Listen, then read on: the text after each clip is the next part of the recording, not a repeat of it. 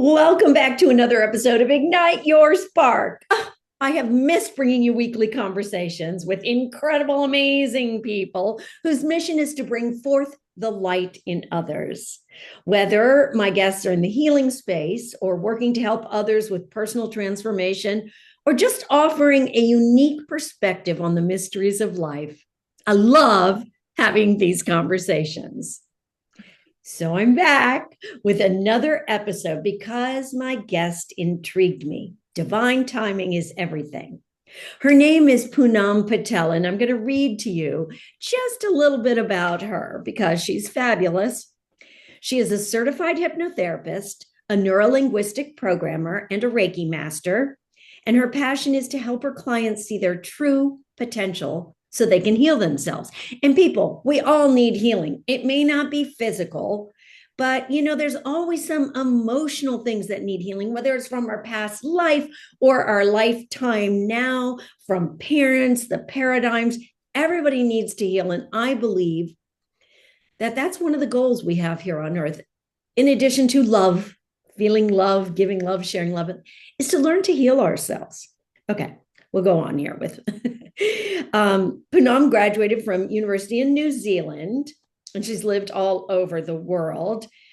Now, it was her travels through Central and North India where she spent most of her time exploring its religion and culture that her fascination of the mind, energy work, and holistic healing first began. This led her to the world of spirituality, which later transgressed to neuroscience and psychology. She's brilliant. She's done a lot. She has the basic education and more, so much more.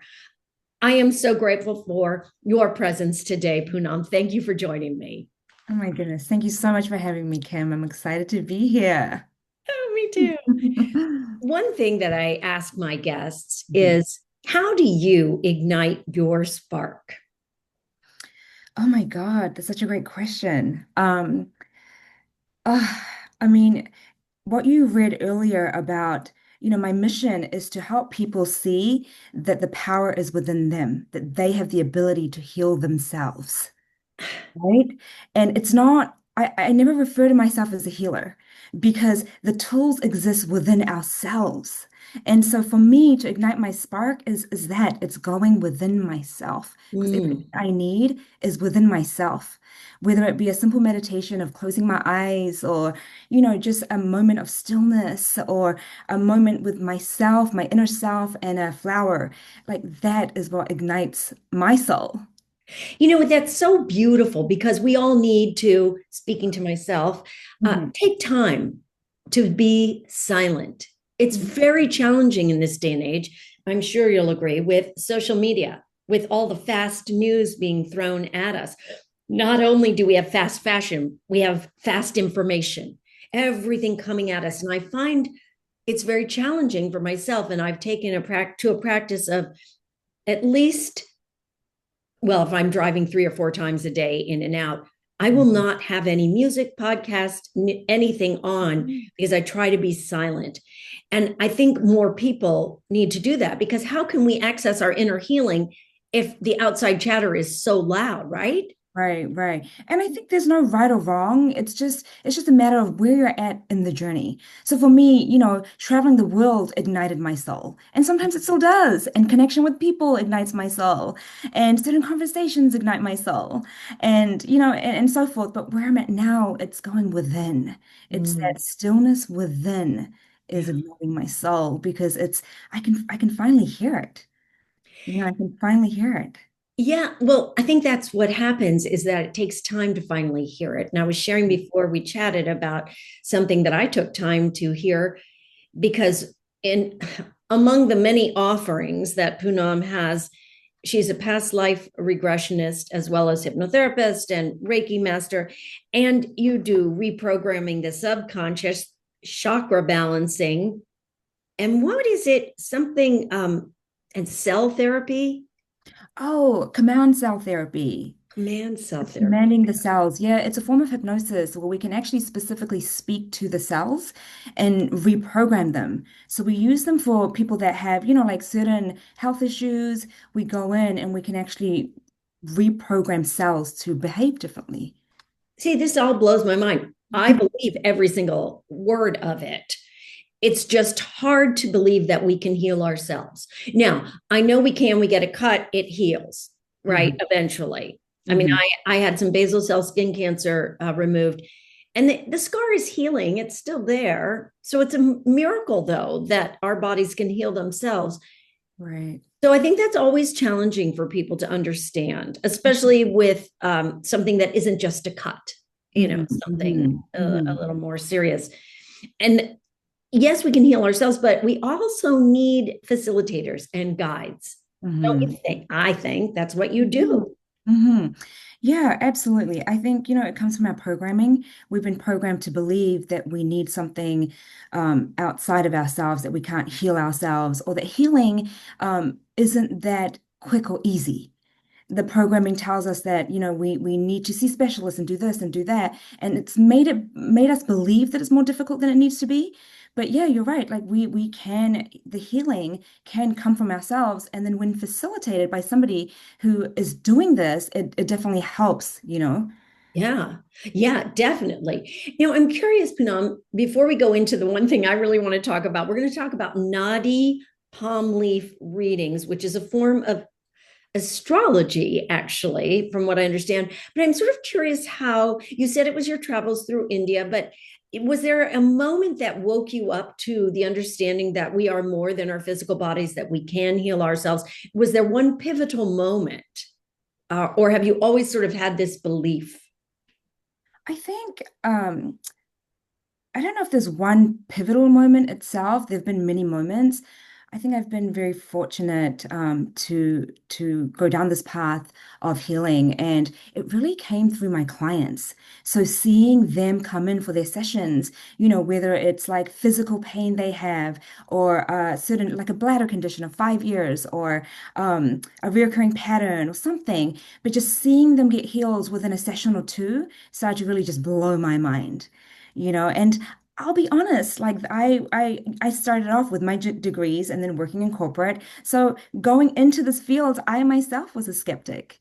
Well, that's why I was curious how you got into this field. I mean, you were a traditional student with these fabulous degrees, and then all of a sudden you become sort of a healing facilitator. How did that transition happen? Yeah, I think, one thing leads to another, and then sometimes it's inevitable. This was part of my soul's journey, and so eventually I was just always going to end up here. And there's really no denying that. So eventually I just let it happen. I, decided to quit corporate, and one thing led to another. I started working at a yoga studio to doing my Reiki. I didn't even know what Reiki was at the time I enrolled for the class. I just knew I had to be there. Yeah. And and then the experiences I started having were just sort of out of this world kind of experiences. And so I just kept digging deeper and deeper. And it really wasn't until I started taking on clients, regressing clients or doing hypnosis work on them and seeing the results. That's when it started to really anchor in, and the skeptic in me had to kind of just step aside because there was really no denying what was happening. But you were doing this work and you were still a little skeptical. I mean, obviously, you became a hypnotherapist because you were interested. And what I love that you did is you followed the nudges. You were like, oh, probably, I'm assuming you said that with Reiki, but with hypnotherapy, same thing, right? Oh, I think I'll learn that because you listened to that inner knowing, that calling.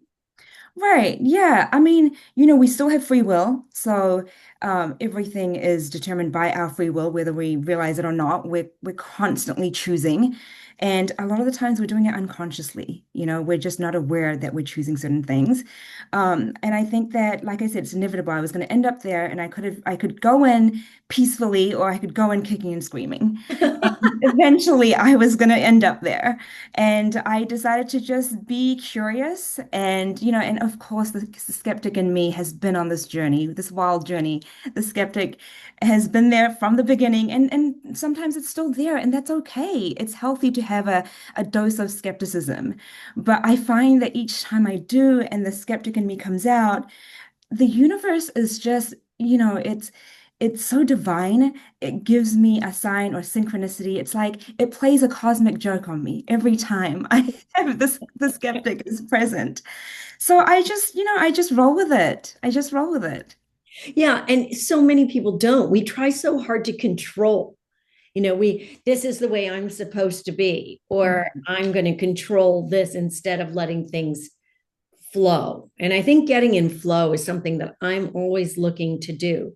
I will see these people. I'm always wanting sort of a grand spiritual awakening when I've been spiritually awake my entire life. And Mhm. then I go, well, why do you want something, else? I think Right. we're always just looking too. But I love that you facilitate the healing and the spiritual awakening and transformation of others. I would say that's what you do, right? Mhm. Yeah, yeah. What I do is I just facilitate, like you said. The healing really comes from them. And for me, it's really important for them to realize that the power and the tools lie within themselves. Because ultimately, I never want them to need me.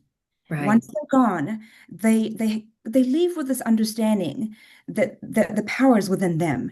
We all have it. We're all born with the exact same tools. There are two things that are happening. One is we're not aware that they're there. And secondly, when we become aware of them, we're not aware how to use them, Yeah. you Yeah. know? That's the bottom line. We need some assistance, some Mhm. nudges, an outline. I like to be told what to do, and yet I Right. don't like to be told what to do. So, there is that. Okay. So, one of the things that you discovered, I imagine, when you were traveling in India is the Nadi palm leaf reading. Did I say that correctly? Correct. Yes, the Nadi palm read. Nadi leaves reading. Yeah. Nadi leaves reading. Mhm. And I want to learn more about that because I have heard a couple of podcasts myself about someone who has been a facilitator, I guess. And I Mhm. know that this is still new to a lot of people.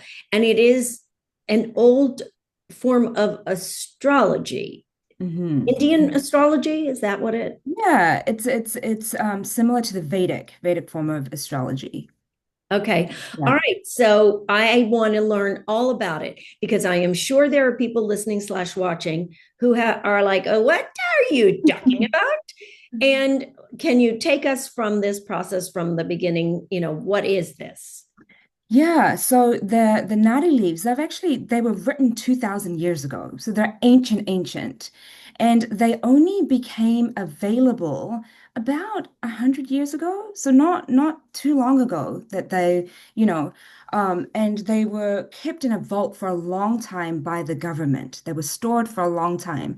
And so it's only more recently, I would say the last like 40, 50 years that they started to make copies of these and distribute them out and then allow for the different states within India to have access to these leaves and therefore people could come and have their readings. Okay, question. So there's copies of them. So whoever wrote these 2000 years ago, who was that? Do we know who they were? Who? Yeah, so it was a sage, and there are various sages, but the one that I work with the team that I work with in India, they believe that their leaves come from Sri Agustius. Sri Agustius was a sage about 2000 years ago. His soul's purpose was to write on this leaf each person that was ever going to be born, their entire future, Yeah. yeah, their entire future, and their remedies and blockages and karma and things like that that were getting get in the way.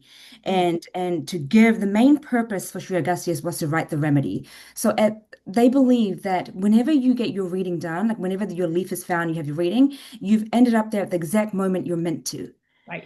And so at that moment, you can have your reading, your leaf read, and you can have your remedies to start clearing through this karma. Okay. See, now I know this because I've kind of did a little deep dive on the readings, but people are probably going, what are you talking about? And I think that it's mind blowing emoji, right? That Hmm. 2000 years ago, Hmm. sages or a sage wrote about my destiny and Punam's destiny, our lives from beginning to end. It's like, huh? It is, I think Right. it's something we have to accept rather than question. Yeah, yeah, absolutely. I mean, it's still mind-blowing, and I was questioning and accepting all at once, and then I was questioning again, and and all the way to India. Um, One thing I want to say is you have to be careful because the leaves have been duplicated, right? So a lot of people have access to them now in various parts of India. So you want to make sure that these leaves, they originated in Tamil Nadu, which is South India. That's where they originally were. Now they're written in their dialect, and it's very old, ancient Tamil. And so not a lot of people can even read these leaves. Right. So you want to make sure that you have somebody like the people that I work with, the beautiful team I have in India, they were born into this lineage. So Mm, they've been able to read from birth that this has been their sole job, and they believe it's their sole purpose, their soul's purpose, and they're a messenger of Sri Agustias, the guru who wrote the leaves. And so it's just such a beautiful team the way they operate. But basically, once it's translated from the original Tamil to Hindi, then to English, a lot can be lost in translation. yeah, yeah, yeah. So what I want to clarify, which took me a Mhm. couple of times to figure out, is that the remedies you're speaking of are things that you are prescribed to do that will clear blockages or clear something, right? I mean, it could, I Yeah. remember hearing a podcast where someone had to go feed the homeless for 30 days or whatever it is, right? Yes. Yeah. So the leaf will give you, and what I love about the reading, so the reading itself is, start from whatever age you are right now, and it'll go to supposedly your death date. And it's in detail, it's year by year by year. And then throughout the reading, they give you the good, bad, and the ugly. And sometimes it's hard for people to hear some of it. But the Yeah. reality is, in life, we have that. We have the good and the bad. Like this year has been amazing, but I've also had many dark moments as well. So it's like there's a balance of both. And so the reading to me is realistic. And so then at the end, they start to give you remedies. They say, look, here are some remedies. You can do these. Here's some certain mantras you can say, certain pujas that they can do on your behalf. So in India, they can have these pujas done for you. Or there's also a list of temples that you visit. And that's one of the things that I also offer, where we take people on a retreat to India and we visit these temples that are on their list. And the list gives you, like, let's say you have five temples, Kim, and they say you need to go to these temples and you need to perform these rituals, these remedies. On the temple tour, we take you to the temples and we help you perform these remedies. And it's just been mind-blowing. Like we have experienced insane mystical things while performing these rituals. We've seen a stainless steel bowl levitating right in front of us to, we went to one temple that was of clearing, receiving abundance, clearing and receiving abundance. And one of the women, she came, she performed the remedy, and she said, I feel good. And the priest said to her, everything is cleared, like within a day, things are going to start shifting. And we kind of just, we're like, we smiled at him. We didn't really think that was going to happen within a day. But we got in the car and she just screamed. And I said, what's wrong? Are you okay? And she said, I just got a payment come through from an ex-boyfriend who owed me like thousands of dollars. Oh, I love the magic involved in this. Right.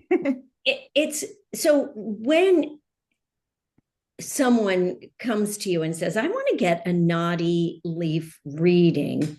Now, Yeah. why? I guess the reason would be, first of all, I'm just trying to think like someone who doesn't know and hasn't done the research like I have.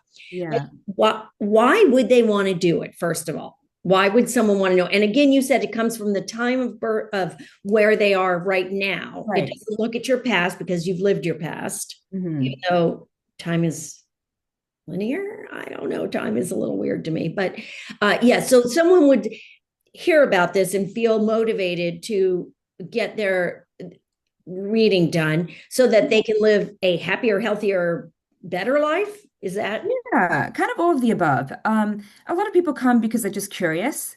And the way that I facilitate my readings is it's more than just curiosity. So doing it with me is I help you understand. We do it as a four meeting process. So the first meeting is with me where I explain how the leaves work. The second one is we look for the leaf, and the third one is the reading. But what's important about this reading, what I've deciphered over the 3, 4 years of doing this, is what actually is coming up in the reading is your soul's blueprint. Mm, Okay.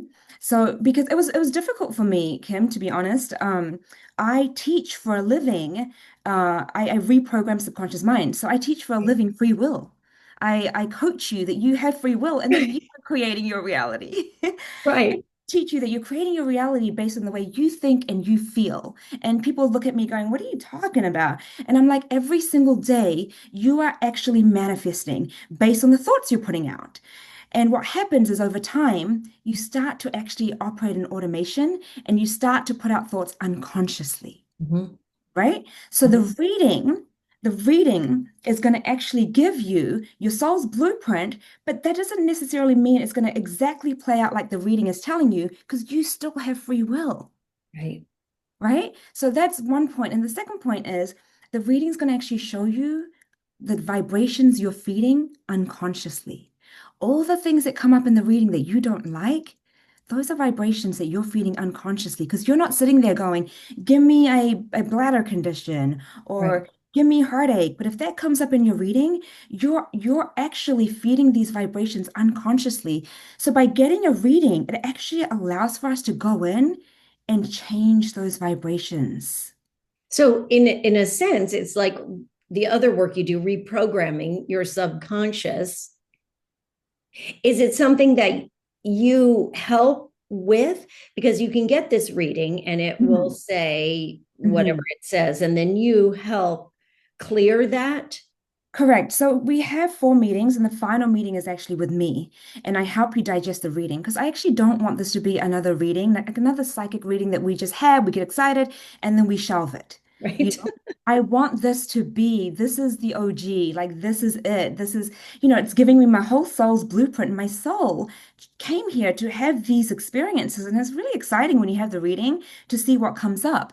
And then really using the reading to understand, okay, how is it that I am manifesting? How does my free will work? And how can I start doing this consciously? And more importantly, how can I delete the stuff that's not serving me that I've been feeding unconsciously? So we definitely talk about that in the final call. And so people leave with this understanding of how to really apply their reading. Okay, that sounds so much better to me than just getting the reading, which I'd read about before. And with the one that I read about, you have to get up at like 2 in the morning, depending on where you're located, right? Do you have to do that with you too? No, no. So I have this amazing team who've been working with me, and for us, it depends. I think it's 9:30 p.m. Pacific time or Oh, 8:30 p.m. Pacific time, so it's not too bad. Or it's early in the morning, 6 a.m. Just because of the time difference in India. right, right. So they've allocated those spots for my clients, and so those are the times that we do the leaf identification and we do the reading itself, and then the other 2 calls are just with me. So anytime that kind of works for both of us. Okay, so the first thing you do is you say, I want to get my naughty palm leaf reading uncovered. How would you say that? Yeah, I mean, I have people emailing me from all over the world, and they're like, "I would love to have a Nadi reading. I'm really curious." And so I will have a call with them first. And the Okay. call is completely free because I also want to make sure that you really understand what this reading is about and that you're coming from your heart, that you truly desire this. Right, right. This isn't, and I don't want you, and it's okay if you're skeptical because I can give you examples and there's so much I can share with you, but I want you to go in with an open mind so that you can really enjoy this experience. Okay. Now, does everybody get, do the people in India find everybody who contacts you? Are they able to find the leaf for everybody? So far, yes, every single person that's come to me, their leaves have been found. There have been about 1 or 2 cases where they didn't find them in that initial meeting, and we had to have a schedule another meeting a week later. But then we found it within 5 minutes of the second meeting. Yeah. Sometimes it Okay. can take between an hour to two. Sometimes it can take 30 minutes. It's random. It's like completely up to the individual and whatever's happening. Right. So, I mean, there are no coincidences, and I think we are meant to hear what we're meant to hear at specific times throughout our lives. This Mhm. is so fascinating. Okay, so the first call is with you to find out that they're heart centered. This is really something they want, and then we go to India. I mean, we don't go there, but I mean, via I Zoom. mean, you're all welcome to come with me to the retreat in But we'll India. talk about that when we get through Yeah. this. So I want to hear about how you actually do that, but I want to hear, let's tell everybody. So they get on a Zoom, you get on a Zoom call. Are you on the Zoom call, the second call as well? no, I'm not on the second call. Just the first call is with me. So I'll prep you. I'll tell Okay. you, how it works. And then you get to choose if you want to opt in or out. And if you decide you're in, this feels good, then I ask for your thumbprint. So you have to actually send me your thumbprint. It's the right thumb for men and left for women. You take an ink pad, press it on a piece of paper, take a picture, send it to me, and then I send it to India. Now, India comes back to me and they say, I found two or three bundles where this person's leaf could be. So Okay. then we then move forward to the next meeting, which is the leaf identification. And in that meeting, we go into the meeting and I have translators, I have the reader on board, the whole team is there, and they're going to ask you yes, no questions to get to your leaf. You'll know it's your leaf when we find your name, your date of birth, your mom's name, your dad's name, and if you're married, your partner's name. All of those names must be on one leaf. So you must have 6 to 7 consecutive yeses for it to be your leaf. Ah, it's so cool. It's wild, right? It is wild to think that 2,000 years ago, someone wrote about, Punam Patel or Kim Duff Selby or any human being. It still blows my mind. I believe it, but it still blows my mind, right? Okay, so they get their bundles and they get yeses. And you said this could take anywhere up to 2 hours. Could it? And if they can't find it, then you try again a different time. Yeah, we try again. We try again a different time. The team, they meditate on your thumbprint, the vibration of your print, and they try to find certain bundles where it could be. And so we would have to do another meeting to get another set of bundles. Okay. All And right. we So go leaf by leaf. So we're flipping leaves. Every time you say no, we're going to flip that leaf. okay. I really want to do this so that I can just experience it. Although I'm a Yeah. little wary of finding out. Sometimes it's better not to know, but Right, no, but you see, this is what I believe. It's good to know because then we can change it yeah, because you have the power to change it because it's your free will.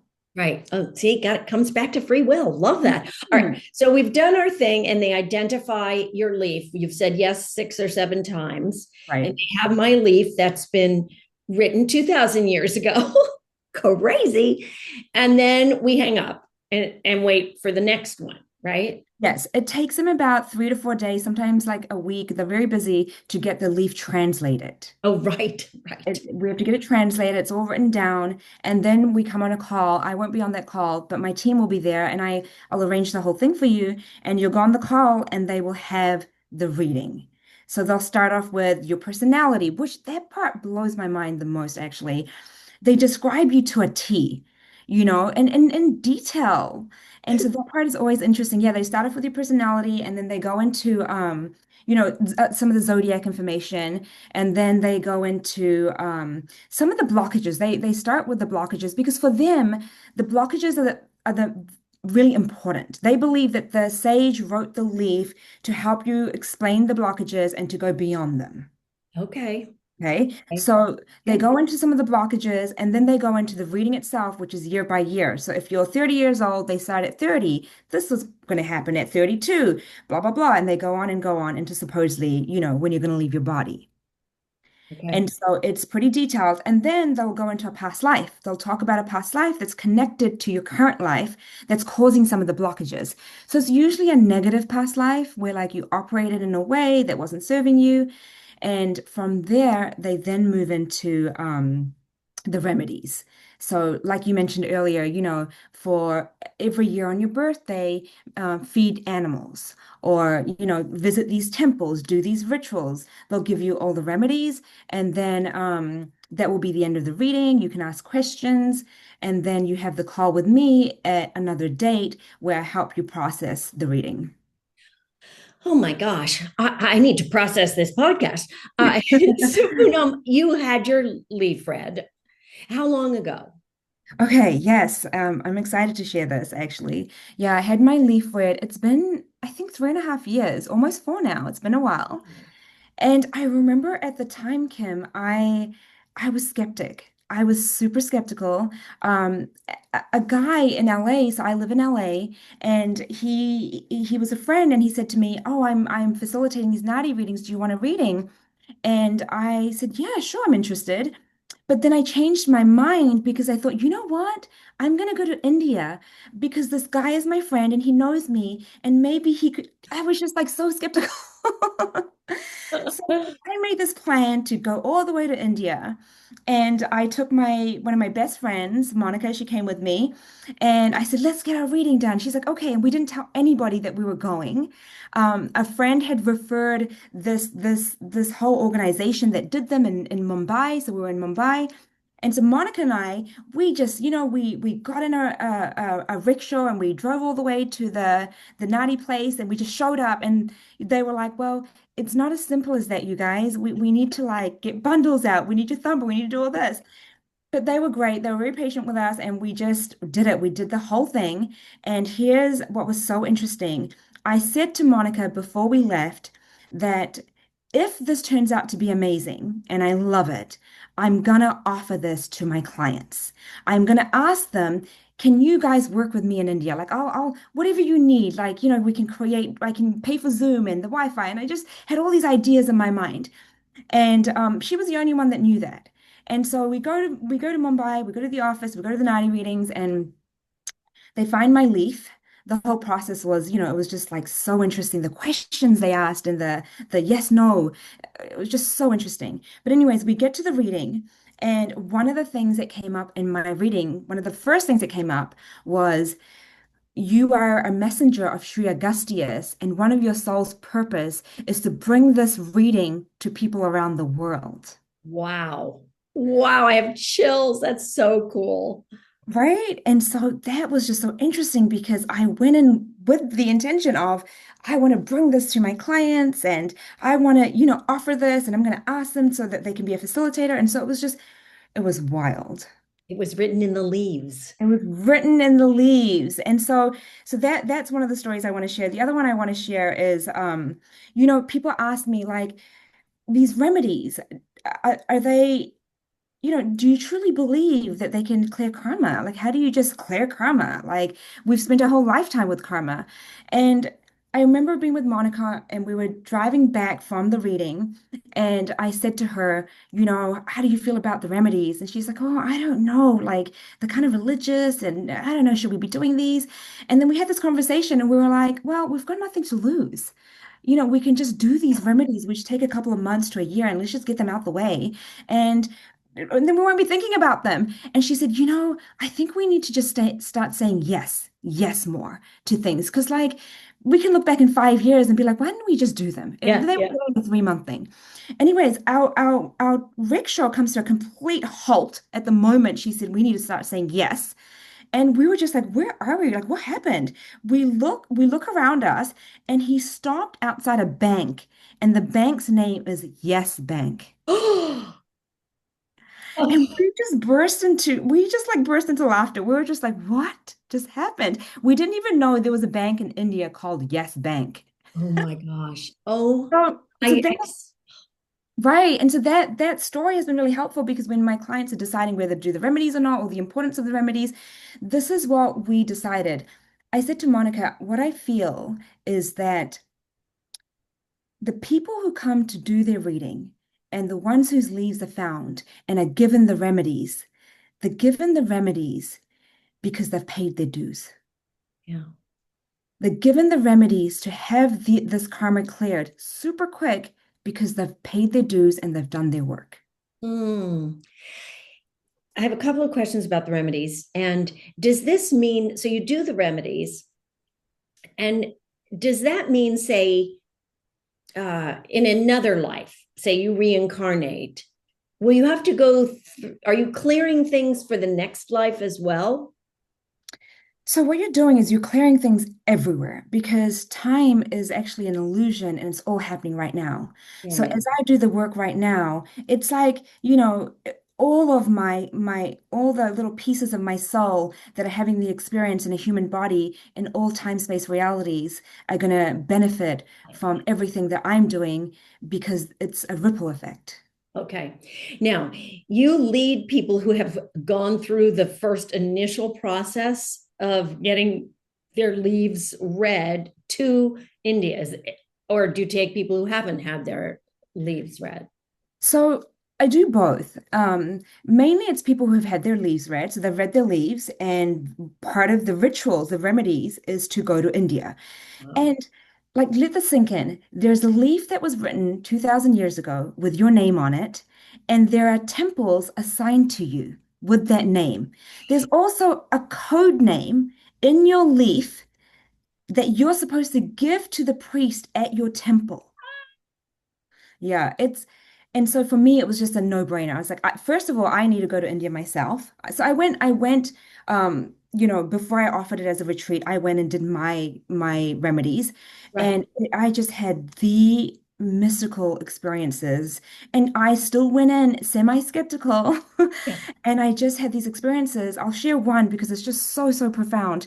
But I remember there was about six temples that I needed to go to, and at each one, I experienced something beautiful or mystical, just like eye-opening. And I remember two things happened. There was one temple where I remember I was with my mom, and my mom, she's a little impatient. She's, she means well, but she was getting agitated at me because I needed to light nine lamps, these tiny little lamps. Part of my remedy is to light all nine lamps and then do this prayer and so forth.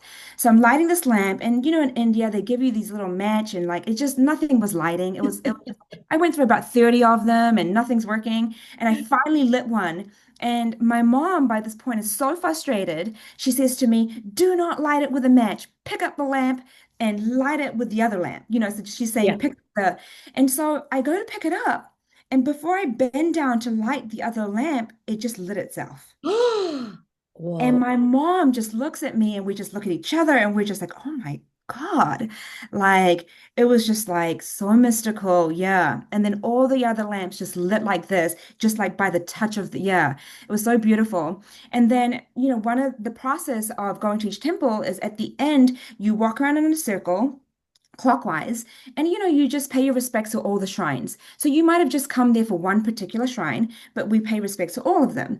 So I remember going around in my circle and just doing a quick little prayer. And some of these temples, Kim, they're super old, 12 BC. Oh my 12, God. 14 BC. They're ancient, and they've kept them as they are. They haven't been modernized, so it's beautiful.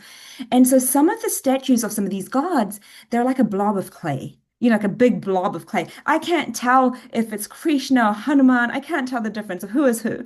So, I just went around, I just prayed, and I feel good. I can feel good. I feel at peace. And then I get to this one particular shrine. I have my hands in prayer position, and I just close my eyes and I try to connect with the shrine. And suddenly I can hear the shrine speaking to me. Now, I think I'm going crazy. And of course, I'm not going to tell anyone this because I'm crazy. I'm crazy.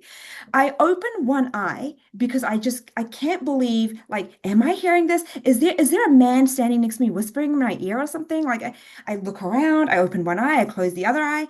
Like, I just don't know what's happening. I close my eyes and I hear the voice again. And it's just this deep connection. My whole body is vibrating, and it's speaking to me about the work I do and how I must keep going. And, I need to, like, it gave me all this information, which was just so, so profound. Anyways, I decided that I was going crazy and that it was probably just my ego, and, just kind of walked away. And then I thought to myself, you know what? I'm going to ask my driver, like, who was that shrine? Because at least I can know who the shrine was. So I asked the driver, come here. Can you tell me whose shrine this is? So the driver comes over and he looks at the shrine. He says, oh, madam, that's Sri Augustius. He's the one that wrote the Nadi leaves. And I thought, oh my goodness, like that is not a coincidence. You have taken my breath away several times in this. Now, did your mother also get her leaf read? She Curious. did. She did. Yeah, she got her leaf read, and she loved it. She absolutely loved it. And I said to my mom before she had the reading, I treated her just like my clients. Yeah. I said, you have to be ready for this. There may be things that might be hard to hear in the reading, and you have to understand that you have free will, and I don't want you to get fixated on the negative things, because as we get fixated, we tell the universe we want more of it. We create it. And so she promised me that she was ready and that she wasn't going to dwell on the negative things. And she's been great. It's been a few years, and she reminds me from time to time, like, oh my God, the reading said this, and this actually happened, and and she shifted some things around too. There were some things that came up about her health, and we completely bypassed them. Wow, I love that. Hmm. Now, I assume that there are people who don't have the means or inclination to travel to India. So I'm assuming that you can do the remedies wherever you happen to live. Is it still as powerful as going to the shrines in India? So only the final remedy of the temple tour, like the temples, is in India. All the other remedies you can actually do yourself and you can do at home. Okay. We do offer the option if you can't come, like we've had people in wheelchairs who can't come. We have our team perform the remedies for you. So they will drive and do a road trip over the course of 4 or 5 days, and they will do all your remedies on your behalf. So that's definitely an option. And to answer your question, is it just as powerful? Everything and anything is as powerful as you believe it to be. Got it. Of course it is. Of course it is. Ah, I love it so much. If you decide that, in every morning, and I say to my clients, if you're not in a position to come to India, if you're not in a position to do these remedies, if you have the power to do it yourself, and I tell them, I give them a mantra. I said, you can say this mantra every single morning for 300 days, and your karma is going to be cleared without even touching any of these things here. Okay. I I love it. I wish I had people asking me questions right now because, while you're here, instead of people listening to this and going, huh? But I think you've really explained it very clearly. Is there anything else you can think of around the naughty leaves that we didn't get to? Yeah, I think the main thing that I would love to share is another story, and is the understanding that yes, the reading was written 2,000 years ago, and yes, it gives you your whole, your future is written there. And I like to treat it as your soul's blueprint. That's something that I say. They in India they believe that the reading is a be all end all. It's going to happen exactly as per the reading, but my experience hasn't necessarily been that. My experience is that you are creating the reality. You're still working with your free will. And I just want to give you an example of that and share a story around that. So it really anchors in for our readers that the reading is going to give you your soul's blueprint, which is so exciting. Like when I heard my soul's blueprint, it excited me that, like, oh, my soul wanted to do this, this, and this, and it's for my evolution. How exciting is that? And then it helped me see that through my free will, I can make the choices to get there. So, for example, if my reading said by the age of 60, I'm going to become some kind of guru, and I'm like, you know what? I don't want to become a guru. I can change that. Or if I decide I don't want to be a guru at 60, I want to be at 50, then you can actually completely shift that timeline. Oh, this is so fascinating, Punam. I'm just so intrigued by this, and I hope that everybody else listening is as well. And I do want to tell you all that this is not the end of Punam, because we are going to do another session, because I'm going to do regression therapy with her. I'm curious about past life regression because I want to know in my past life what issues may have occurred that have caused blockages or health issues or whatever it is in this life, not to know whether I was the queen of some fancy country. I don't care about that. And I think that that's what people who think about past life feel like, oh, I want to know because for their ego. Well, I want to know for my healing, what physical, mental, emotional, whatever it is. And I'm going to come back and we're going to talk about my reading and talk more about just another one of the offerings that you have. Mhm. I'm just so thrilled to have you here today and to learn so much. Before we wrap up, is there anything you want to share, a message that's coming to you that you feel that the audience needs to hear? I say that if you have this deep desire or curiosity, just, look within yourself. And the reading is for those who are really ready to just embark on this whole journey of understanding oneself deeper. It's not just another psychic reading where, we've gone to see a psychic and they've told us what's going to happen in the next month or two. You're going to be told what's going to happen in the next 20, 30, 40 years. And Right, then, but it's so much more in depth than just getting a reading from a psychic. It is, it's so different. It's so unique. And I think that it's coming out into the world now. And there are no accidents, as I say many times, that we connected, because I do want people to know that we have the power to change. We can, I don't know if you want to call it change your destiny, but we can change our paradigms. We can yeah. change anything because we have free will. A Well, lot. Kim, I did my reading 3.5 years ago, and more recently, we've just been so busy with the Nadi readings. It's just we're getting, inundated with people wanting readings, and so for me to expand my team, I had to get other Nadi readers. In order for me to get other readers, I actually had to interview them, and an interview is what? Me having a Nadi reading. And so about a year ago, I actually had another reading done. I really didn't want to have another reading because a part of Right. me was like, no, I don't know what could come of this. But I decided to go ahead and have the reading. And what was fascinating was most of it was the same, but a few things had shifted. And I really asked myself because I know how free will works. Yeah. I remember when I had the first reading, they had said something to me like, I would have one child. I'd have one child. And the time I had the reading, I was in my mid 30s and I was like, okay, I was in the vibration of just receiving. I was Yes. okay with that. And so that made sense to me. The other thing that came up was they said, I would leave my body around 77. And I remember thinking, that's quite young. Anyways, so then recently, a year ago, I had the reading done again. And what had changed in the reading was they said I was no longer going to have any children. And I was like, what? And when I was going to leave my body had become like at 70 or something like that. So what I did was I did an experiment for 3 consecutive months because I know I'm creating my reality. What had happened is at the time that I had my reading the first time, I was in my, earlier 30s and I was in the vibration of receiving a child. I was okay with that. By the time I had my second reading, I was almost hitting 40. And then I became more paranoid about missing out on having children. My Mhm. vibration shifted. My vibration shifted so much that it became like a daily thing. I'm like, oh my God, I'm going to miss out having kids. Like, what am I doing with my life? So, do you see? So, when I went to have the reading, it completely disappeared because I'm feeding the vibration of not having Right. and fear. So then I did this experiment and I did it for about 3 to 4 months. And this is what we do in the subconscious reprogramming that I do for people. And I reprogram my subconscious mind. I actively did the work morning and night for 3 months as an experiment. And I worked on two specific things only that I would have a child and that I would live for longer. Those are the only two things I worked on. And I remember this was like 3 months. And then I went to India. Literally, my 3 months ended. I went to India on the retreat. I took a tour, took a group to India.